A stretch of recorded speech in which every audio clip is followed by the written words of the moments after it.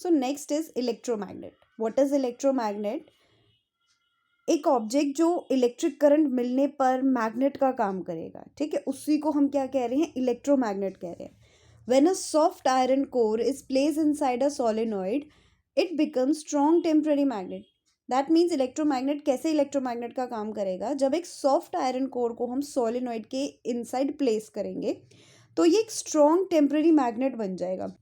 आप इस फिगर से इसको समझ सकते हो. यहाँ पे हमने एक सोलेनॉइड लिया है जिसको हमने कनेक्ट किया हुआ है सर्किट के साथ, और इसके ही इनसाइड हमने क्या यूज़ किया है? एक स्टील रोड को हम इसके इनसाइड क्या कर रहे हैं? प्लेस कर रहे हैं. तो आप क्या देख रहे हो? ये जो स्टील रोड है, ये एक इलेक्ट्रोमैग्नेट का काम कर रही है. कब? जब इसमें हम करंट को सप्लाई कर रहे हैं. ठीक है, जब हमने इसमें करंट को सप्लाई किया तो ये क्या बन गई? ये एक इलेक्ट्रोमैग्नेट का काम कर रही है. कौन? ये स्टील रॉड. इलेक्ट्रोमैग्नेट के कैरेक्टरिस्टिक्स क्या होते हैं? ये मैग्नेटिज्म सिर्फ तब तक जनरेट कर सकते हैं जब करंट फ्लो कर रहा है.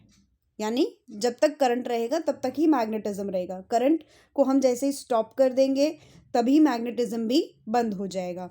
Next, strength can be controlled.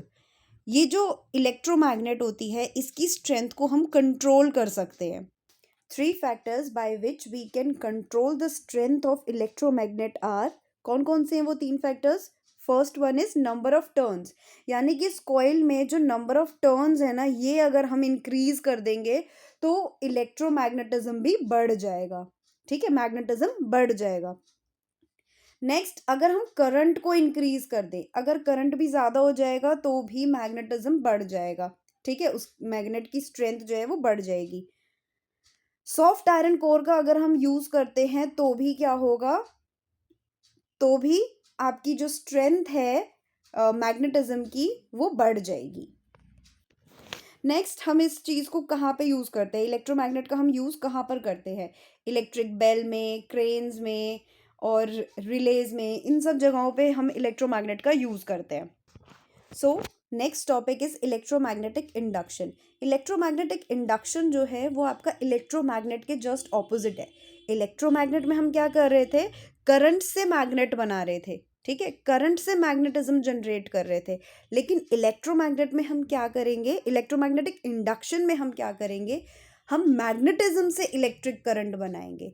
Okay, जैसे कि हम यहाँ पे स्टेटमेंट में भी देख सकते हो, the phenomena of inducing electric current in a conductor by changing the magnetic field around it.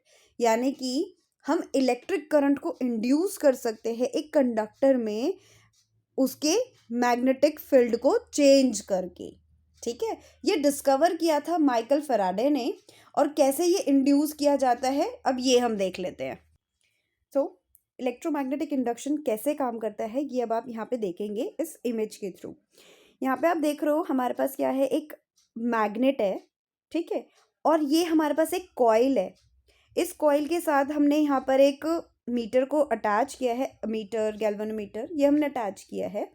और इसमें आप क्या देखोगे?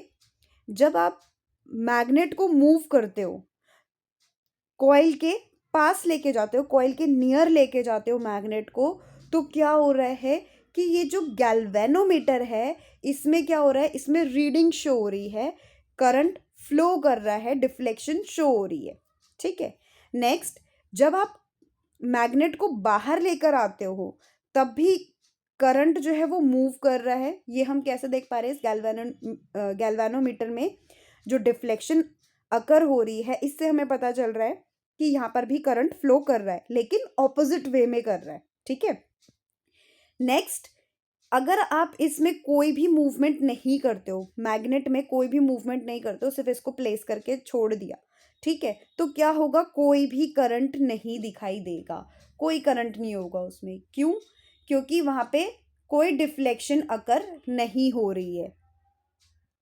दैट मीन्स अगर हम मैग्नेट को मूव करते हैं, कॉइल के पास लेके जाते हैं या कॉइल से दूर लेके जाते हैं, तो क्या होगा? गैल्वेनोमीटर में डिफ्लेक्शन हमें शो होगी, हमें पता चल जाएगा कि वहाँ पर करंट आ गया है.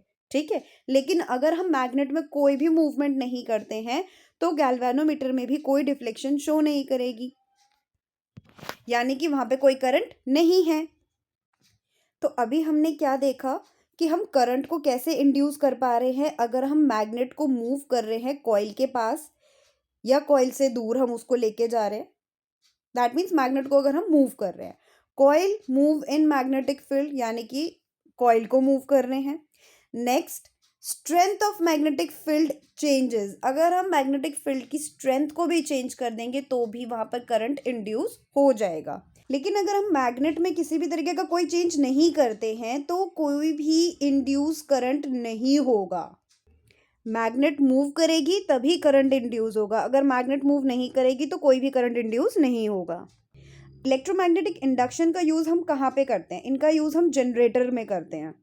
अब आप मुझे कमेंट करके बताओ, on which factors electromagnet strength depends.